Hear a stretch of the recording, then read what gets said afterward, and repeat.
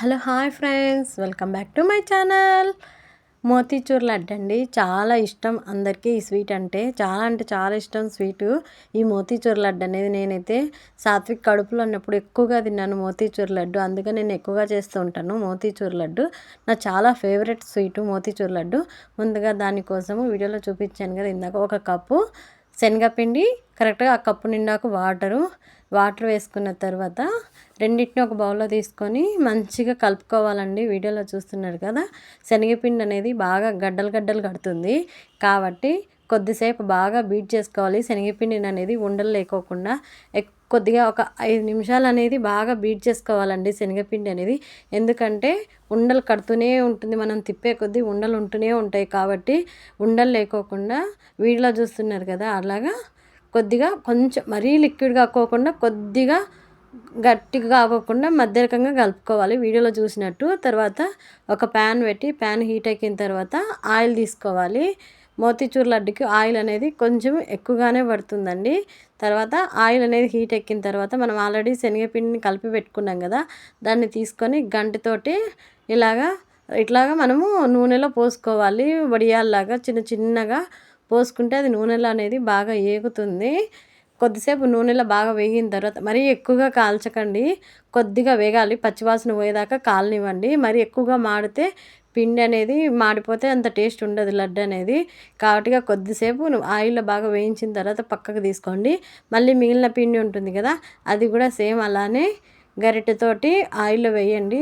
తీసేసిన తర్వాత మిగతా పిండిని కూడా అలాగే పోసుకొని తీసి పక్కన పెట్టుకోండి.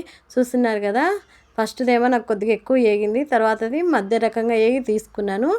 కొద్దిగా చల్లారిన తర్వాత మనం వేయించుకునే బూందీ ఉంది కదా, అదంతా బాగా చల్లారిన తర్వాత మిక్సీ పట్టుకోండి. చల్లారిన తర్వాతే మిక్సీ పట్టుకోండి, మర్చిపోకండి. చల్లారిన తర్వాతే మిక్సీ పట్టుకున్న తర్వాత చూడండి ఎంత మెత్తగా అయిందో.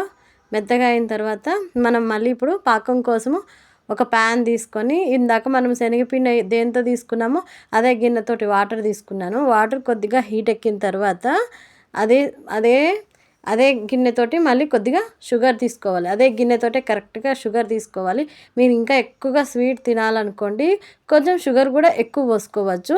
నేనైతే మా ఇంట్లో మరీ ఎక్కువ షుగర్ తినరు కాబట్టి, చక్కెర అనేది తక్కువగానే తింటారు కాబట్టి షుగరు తీపి అనేది, కాబట్టి నేను కొంచెం తక్కువే వేసాను షుగర్ అనేది. తర్వాత ఫుడ్ కలర్, మీకు ఎక్కువ ఆరెంజ్ కలర్ కావాలనుకుంటే మీరు ఫుడ్ కలర్ కూడా పెంచుకోవచ్చు. నేను మరీ ఎక్కువ ఆరెంజ్ కాకోకుండా కొద్దిగానే వేసాను, చిటికెడు వేసాను. చూసారు కదా, చిటికెడు వేసాను.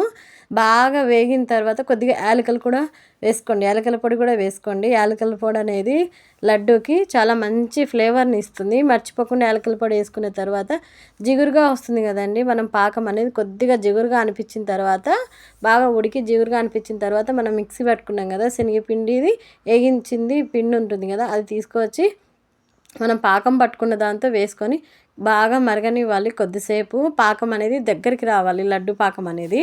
చూస్తున్నారు కదా, కింద మనము తిప్పుతూనే ఉండాలండి గరిటెతోటి పిండిని అనేది. ఎందుకంటే శనగపిండి అనేది ఉండలు కడుతుంది, మనం కొద్దిసేపు కూడా గ్యాప్ ఇవ్వకుండా తిప్పుతూనే ఉండాలి. తర్వాత లాస్ట్లో ఒక చిన్న స్పూను గీ యాడ్ చేసుకోండి. మీ ఇష్టం అండి, గీ ఉంటే యాడ్ చేసుకోండి, లేకపోతే లేదు. ఎందుకంటే నెయ్యి అనేది చాలా టేస్ట్ని ఇస్తుంది. తర్వాత మన ఇంట్లో ఏవైనా డ్రై ఫ్రూట్స్ ఉంటే అవి వేసుకోండి. మా ఇంట్లో పుచ్చగింజలు ఉన్నాయి కాబట్టి నేను పుచ్చగింజలు వేసుకున్నాను. అవేనండి కలింగరకాయ విత్తనాలు ఉంటాయి కదా, అవి షాప్లలో ఎక్కడైనా దొరుకుతాయి. కావాలంటే మీరు ఏవైనా డ్రై ఫ్రూట్స్ వేసుకోవచ్చు, జీడిపప్పు కానీ బాదం పప్పు కానీ కిస్మిస్ కానీ ఏవైనా యాడ్ చేసుకోవచ్చు.